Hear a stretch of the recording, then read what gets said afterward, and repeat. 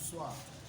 La santé, le bien-être, l'assainissement et l'eau propre pour tous font partie des 17 objectifs de développement durable recensés par l'Organisation des Nations Unies. Pour répondre à cette problématique, je vous présente un système innovant, peu coûteux, dans son ensemble très expérimental, qui faciliterait et augmenterait l'accès à l'eau potable dans nos régions. Ce projet est la 4 objectifs. Le premier objectif, traiter l'eau de pluie, des rivières, de nos réseaux de distribution qui ne sont pas souvent très propres. Deuxième objectif, traiter cette eau de manière autonome, de telle sorte qu'ils puissent desservir nos villages, nos communes aussi qui ont un point central d'approvisionnement en eau, ou bien qui n'ont même pas l'eau potable. Donc ils pourront récolter leurs eaux de pluie et traiter pour pouvoir desservir toute la commune.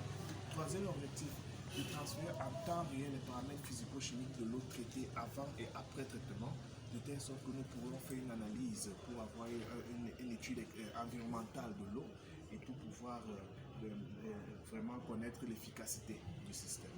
Quatrième objectif, nous voulons que ce système soit un outil d'accompagnement majeur des ONG dans leurs actions humaines.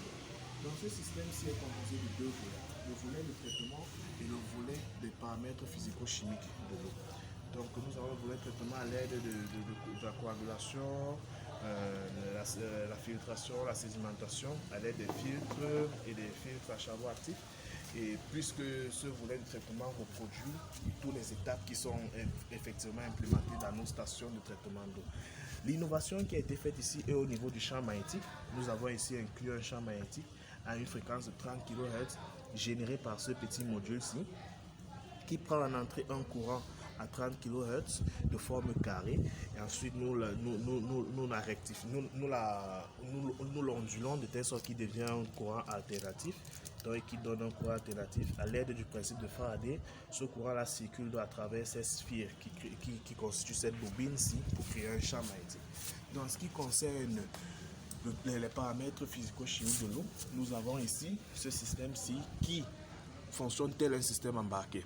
Donc ce système-ci prend en entrée les paramètres venant des capteurs qui sont dans le réservoir, et nous avons le microcontrôleur, en l'occurrence de ESP32 ici, qui les analyse et qui envoie en sortie les données ou bien des signaux pour activer le champ magnétique qui est ici, le champ magnétique, pour activer aussi notre stérilisateur ultraviolet et de manière aussi à envoyer de manière à travers un serveur web, comme vous voyez sur cette application-ci, toutes les données pour pouvoir contrôler le système de manière automatique.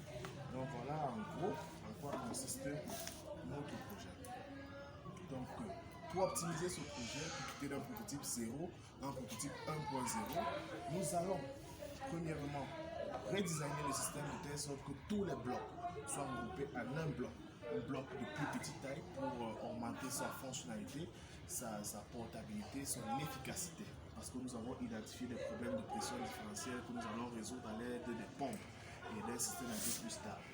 Maintenant, pour ce qui concerne le système embarqué, nous allons effectivement maintenant bien réaliser un système embarqué qui aura maintenant d'autres outils pour augmenter la vitesse d'exécution de ce système. Nous allons créer une meilleure plateforme pour le contrôle tel que vous avez vu, et nous allons inclure un système GPS de telle sorte à localiser ce système partout où il se trouvera dans le monde pour pouvoir effectivement faire une analyse de données. Et le quatrième point majeur sera d'inclure un module d'alimentation qui sera alimenté par panneau solaire, système photovoltaïque. Donc nous allons installer un panneau solaire sur sa plateforme de telle sorte qu'il puisse desservir le système. Et à l'aide de ce module d'alimentation, il pourra de manière intelligente et automatique desservir tous les différents points en tension requise. Et comme dernier point, pas le moins important, nous allons ainsi inclure la possibilité de varier l'intensité et la fréquence du champ magnétique à des fins expérimentales. Donc voilà en gros en quoi le projet consiste, et je vous remercie beaucoup.